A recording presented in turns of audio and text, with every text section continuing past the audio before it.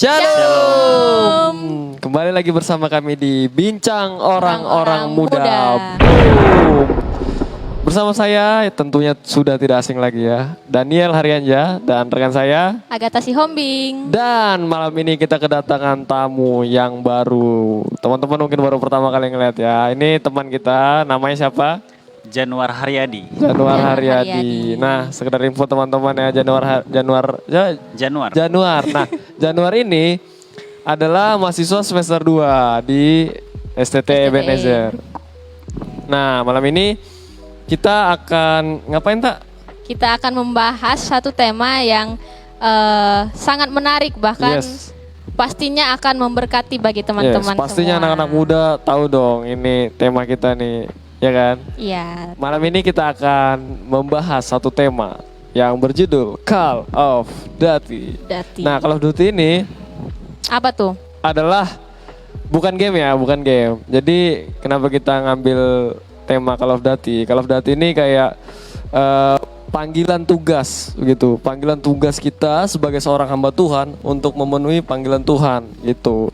Dan tugas kita ya untuk melayani Tuhan. Sebagai anak-anak muda juga teman-teman nggak harus jadi kayak kita nih hamba Tuhan, untuk menjadi pelayan Tuhan. Iya. Dengan teman-teman menjadi berkat untuk orang lain itu juga berbuat udah baik untuk sesama. Udah dikatakan melayani Tuhan ya. Benar banget. Gitu.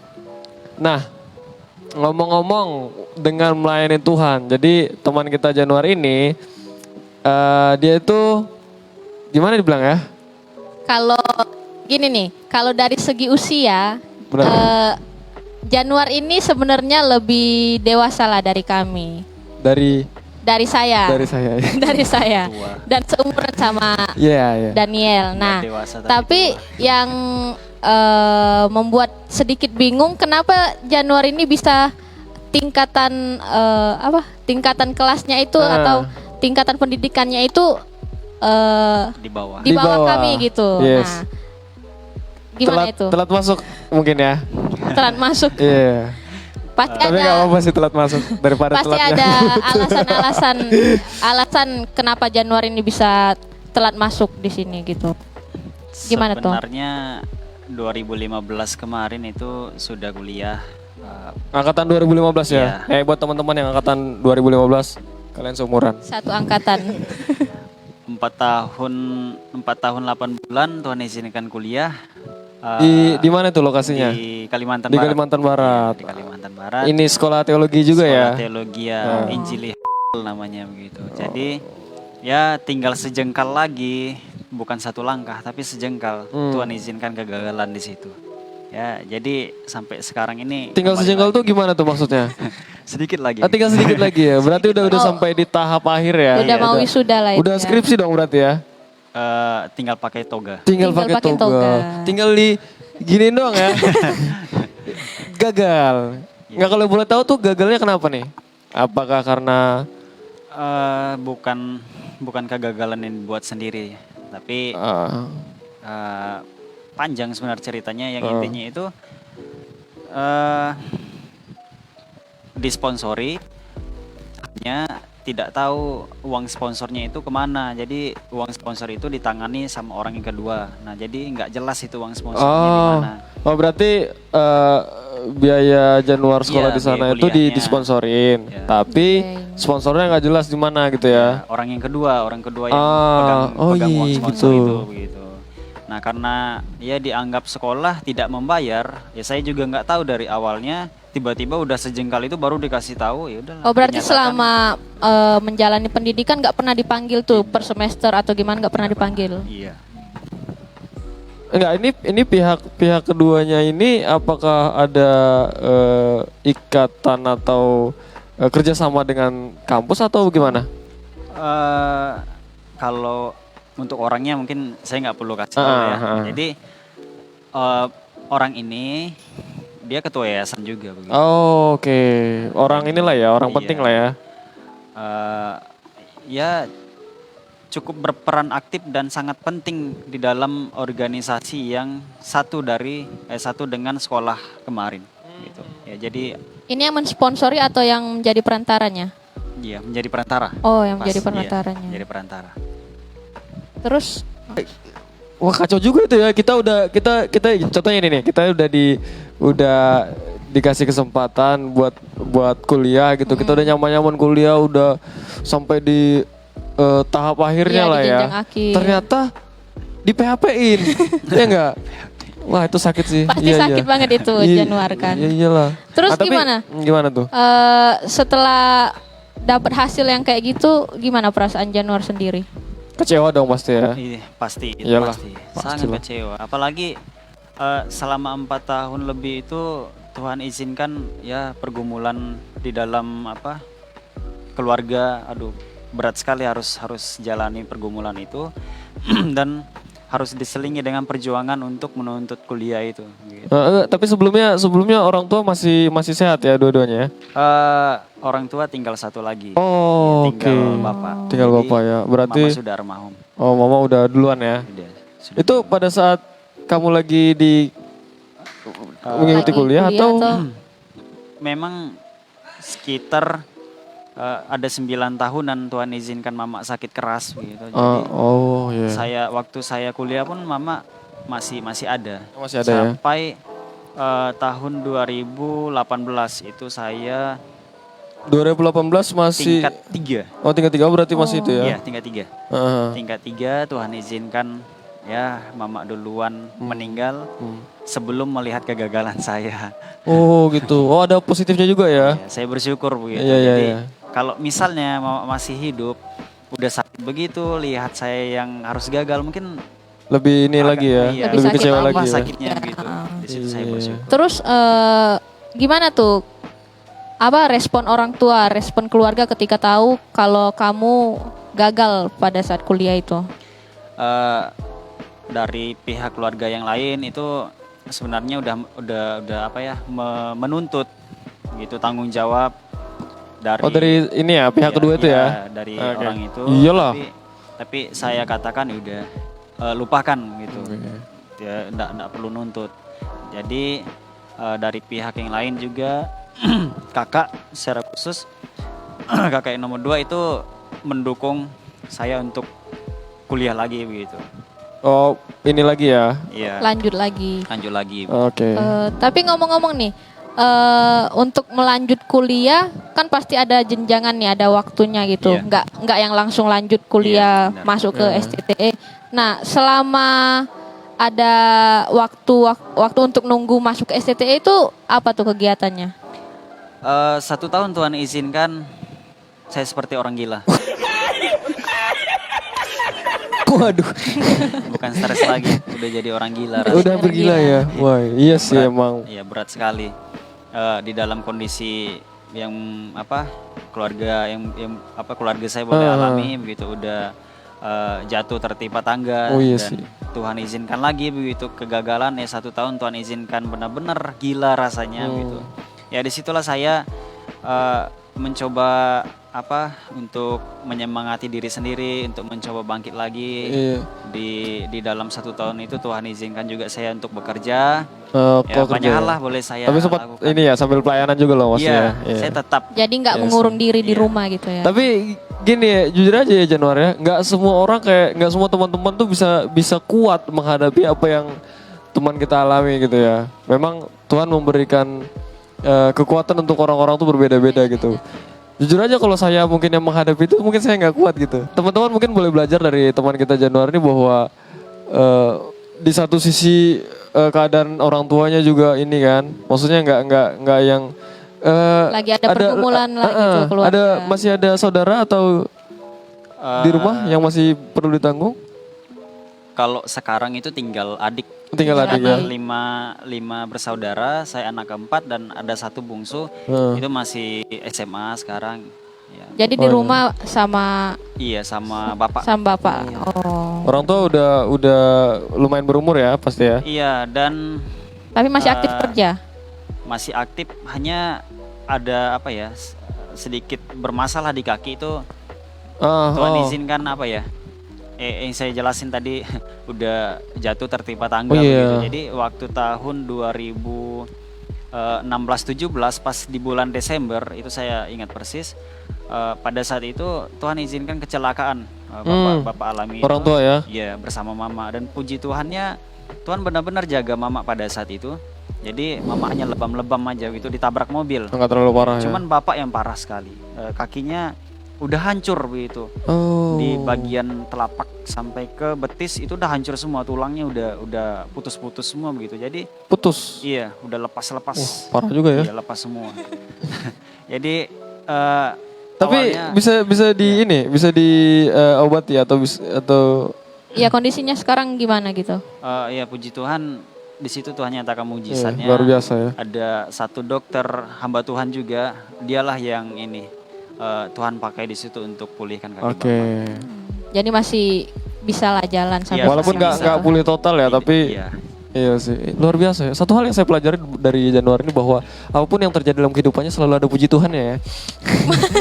Selalu bersyukur. Iya, selalu bersyukur. Ini patut dicontoh buat teman-teman di rumah. Dalam kondisi yang terpuruk sekalipun Januar ini tetap bersyukur. Benar. Mungkin teman-teman di rumah ngerasa kayak masalah-masalah, saya punya masalah berat gini-gini segala macam. Teman kita udah jatuh, tertimpa tangga pula, masih ada puji Tuhan ya, masih mengucap syukur. Satu luar biasa ya. Saya rasakan ketika kita mengucap syukur itu, saya rasakan sendiri ada satu kekuatan yang masuk begitu. Itu dari Tuhan sendiri, benar. Ketika kita mengucap syukur, disitulah Tuhan nyatakan kuasanya. Oke, benar banget. Tapi gini ya, yang saya mau tanyakan Januar, pada waktu itu kan, ini maaf kata orang tua udah dipanggil Tuhan, kecelakaan. Habis itu Januar sendiri di ujung perkuliahan itu malah putus sekolah. Apa nggak ada rasa kayak, Tuhan kenapa sih aku udah melayani Tuhan sejauh ini, aku udah sampai di titik ini, kenapa Tuhan izinkan aku mengalami ini? Ada nggak sih berpikir kayak, udahlah aku tinggalin Tuhan aja, ngapain tinggalin ikut Tuhan cuma dapat penderitaan doang? Ya natur manusia. Natur manusia sih emang. Memang pernah berpikir, tapi satu hal yang saya terapkan dalam kehidupan saya, ya itu pasti ajaran dari mama dan bapak gitu. Dalam segala hal harus mengucap syukur. Jadi dalam keadaan apapun yang saya rasakan, satu hal yang harus saya sebut duluan itu, Tuhan terima kasih, bersyukur gitu.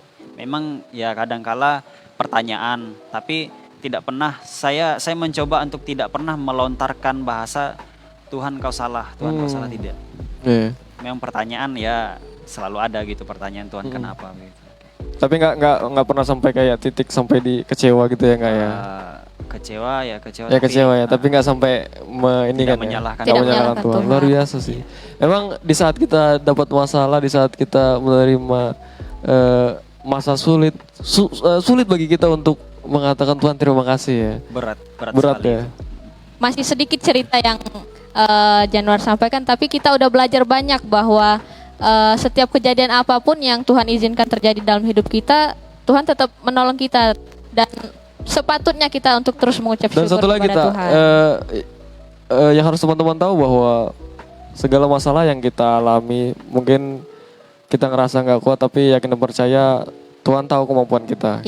Jadi mungkin teman-teman ngerasa kayak aku udah nggak kuat lagi gini-gini segala macam, nggak usah lebay. Pergumulan yang kita hadapi itu tidak akan melebihi kekuatan kita. Tidak akan melebihi kemampuan Tuhan tahu kok kita mampu ya kan? Iya, Tuhan tahu. Tuhan memberikan masalah yang terjadi dalam hidup kita. Tuhan sudah percaya kalau kita itu bisa melewatinya. Itu dia poinnya. Nah, jadi teman-teman, ada lagi pertanyaan yang timbul ketika Januar mengalami keterpurukan itu dan kembali lagi ingin melanjutkan pendidikan di Sekolah Tinggi Teologi. Apakah Januar ini melanjutkan itu dengan rasa yang dari diri sendiri atau didorong sendiri ya? Atau didorong dari orang tua atau keluarga gitu? Ya, di dalam 1 tahun itu ada orang-orang yang terus mendukung, tapi saya benar-benar ditegur Tuhan dari satu firman Tuhan itu di dalam 2 Korintus pasal 12 ayat 7 sampai 10. Intinya itu bagaimana Tuhan sebenarnya ingin merubah karakter saya.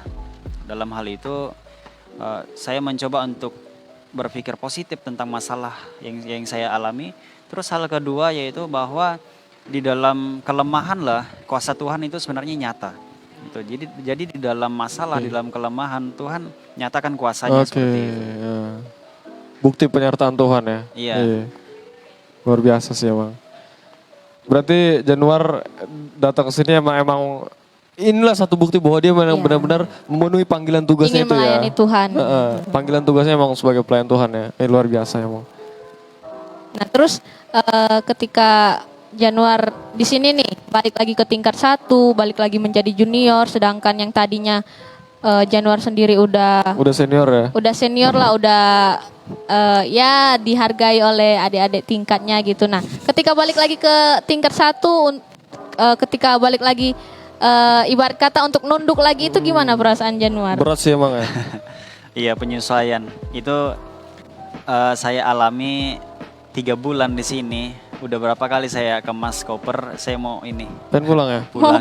Iya, nggak tahan ya peruntukannya. Iya, kalau masalah kerja itu saya udah biasa kerja berat di luar gitu. Hanya satu aja, yang pertama itu bosan sekali namanya belajar itu. Terus yang kedua, saya baru kali ini ketemu tempat yang benar-benar menerapkan senioritas begitu.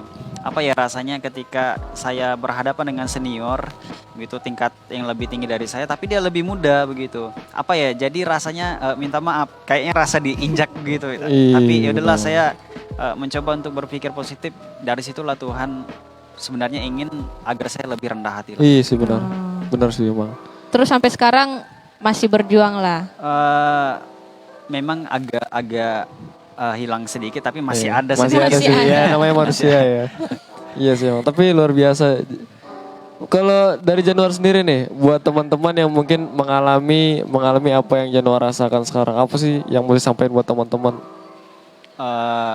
Yang pertama itu setiap orang itu harus memiliki prinsip hidup. Yes, benar. Itu yang saya tanamkan dalam diri saya. Saya punya prinsip hidup, saya letakkan di dalam Matius 6 ayat 33. Tetapi carilah dahulu kerajaan Allah dan kebenarannya. Stop sampai di situ gitu. Jangan pikirkan Tuhan akan menyediakan, tidak. Jangan pikirkan itu, tapi lebih utamakanlah kerajaan Allah dan jadi fokus kita buat benar-benar fokus begitu. Itu ya. Terus ya seperti itu, prinsip hidup itu yang lebih penting menurut saya. Nah, jadi buat teman-teman yang mungkin sedang ngalamin keadaan yang sulit, sedang bergumul dengan pekerjaan mungkin atau dengan sesuatu yang mungkin mengganjal di pikirannya, menjadi beban pikiran, yang mesti teman-teman ingat bahwa carilah dulu kerajaan Allah dan kebenarannya gitu. Jadi fokus kita memenuhi panggilan Tuhan. Tuhan. Untuk melayani Tuhan. Jadi tujuan kita bukan hanya hamba Tuhan, bukan hanya pelayan-pelayan Tuhan, tapi masyarakat awam pun emang keharusan untuk menjadi untuk menjadi pembawa kabar baik itu untuk setiap orang gitu. Itu dia. Dan tentunya menyanggupi panggilan Tuhan gitu dong, ya kan? Iya, tapi gak lari gitu kan dari panggilan Tuhan. Kita lihat dulu nih apa yang Alkitab katakan tentang panggilan Tuhan. Oke, di dalam Roma pasal 8 ayat yang ke-28 firman Tuhan, kita tahu sekarang bahwa Allah turut bekerja dalam segala sesuatu untuk mendatangkan kebaikan bagi mereka yang mengasihi Dia, yaitu bagi mereka yang terpanggil sesuai dengan rencana Allah. Itu dia. Jadi teman-teman yang mungkin mengalami pergumulan, yang mungkin mengalami kesusahan, ingatlah bahwa Allah turut bekerja. Dalam setiap apa yang kita rasakan itu Allah turut bekerja gitu. Jadi teman-teman gak usah khawatir dengan apa yang akan terjadi ke depannya. Yang penting kita berserah terus kepada Tuhan gitu ya. Iya, benar banget. Gitu. Atau dari Agatha sendiri mungkin ada? Ya, seperti yang Daniel tadi bilang, untuk setiap masalah yang kita hadapi, untuk setiap pergumulan kita hadapi, bahkan ke depannya kita nggak tahu apa yang akan kita alami, kita nggak perlu khawatir, kita nggak perlu merasa down gitu, kita nggak perlu merasa minder untuk menghadapi setiap masalah tersebut. Jadi teman-teman yang ada di rumah juga patut meniru apa yang diresponi, apa yang menjadi prinsip dari Januar ini. Luar biasa sih emang. Oke deh. Nah, sebelum kita mengakhiri nih, dari Januar sendiri apa nih pesan untuk teman-teman yang ada di rumah yang mungkin mengalami masalah? Memang masalahnya itu nggak sama seperti yang Januar alami, tapi mungkin mereka saat ini sedang berada down di titik gitu berada di titik terendah dan merasa benar-benar jatuh. Nah, gimana pesan dari Januar? Yang pastinya setiap orang, saya dan teman-teman semua pasti punya masalah gitu kan, dengan ya takarannya masing-masing gitu. Jadi sudah Tuhan takar dalam hal itu. Tetapi yang mau saya sampaikan bahwa ketika kita mengambil keputusan untuk mengikuti Tuhan, jangan pernah tanyakan mengapa ini terjadi, mengapa itu terjadi, tapi tetap minta sama Tuhan berikan kekuatan. Karena ketika kita mengambil keputusan untuk mengikuti Tuhan, jangan lupa sama memikul salib dan menyangkal diri. Itu selalu ada. Memang menjadi pengikut Tuhan tuh harus memikul salib sih memang ya. Nah, jadi, dan itu berat banget ya. Iya, ketika di dalam posisi teman-teman sekarang masih dalam keadaan masalah yang banyak, jangan pernah menyembunyikan Tuhan di belakang masalah. Ini masalah, ini Tuhan, jadi sembunyiin. Gak kelihatan Tuhannya. Tapi kalau teman-teman meletakkan Tuhan di depan, masalah di belakang, maka Tuhan akan membantu teman-teman untuk melewati masalah itu dia luar biasa. Iya, itulah teman-teman ya, luar biasa kesaksian dari teman kita Januar. Kita udah berbincang-bincang banyak sama dia. Intinya jangan pernah menyerah deh. Ya. Selalu andalkan Tuhan. Iya, selalu andalkan Tuhan. Ya, begitu sebagai anak-anak muda yang memenuhi panggilan tugas sebagai seorang pelayan Tuhan. Oke, kita udah berbincang kurang lebih 30 menit sama teman-teman semua yang ada di rumah. Sebelum kita mengakhiri apa? Mengakhiri pembahasan kita. Mengakhiri perbincangan kita malam hari ini, Agatha akan tutup kita dalam doa. Mari teman-teman yang ada di rumah kita bersatu dalam doa. Tuhan Yesus yang baik, terima kasih ya Bapa, kami sungguh mengucap syukur Tuhan pada kesempatan kali ini. Kami bersyukur di mana sampai pada malam hari ini kami boleh merasakan cinta kasih Tuhan yang sungguh luar biasa. Boleh kami rasakan terima kasih Tuhan. Terima kasih untuk setiap kebaikan Tuhan yang terus nyata dalam hidup kami. Dan pada malam hari ini Tuhan kami boleh kembali bergabung di Bincang Orang-Orang Muda bersama dengan Saudara Januar. Kami bersyukur atas pengalaman, atas kesaksian yang telah disampaikan oleh Saudara Januar. Kami dapat belajar banyak bahwa Engkau sungguh teramat baik, bahwa Engkau sungguh luar biasa di dalam hidup kami, dan Engkau yang senantiasa menolong setiap hidup kami dalam setiap pergumulan yang boleh kami alami. Kami bersyukur bersama Januar ini Tuhan. Kami belajar biarlah ke depan dalam setiap permasalahan yang akan kami alami, apapun itu kami tidak tahu, tapi kami akan percaya Tuhan, biarlah Tuhan yang senantiasa menolong untuk menyelesaikan setiap permasalahan yang ada. Bahkan berkati juga untuk teman-teman yang menyaksikan acara ini, biarlah teman-teman semua dapat diberkati melalui acara ini. Terima kasih Tuhan, terima kasih Yesus. Biarlah setiap acara kami ini Tuhan dapat berkenan di hadapan-Mu dan nama-Mu terus dipermuliakan. Terima kasih ya Bapa, dalam nama Tuhan Yesus Kristus kami sudah berdoa dan mengucap syukur. Amin.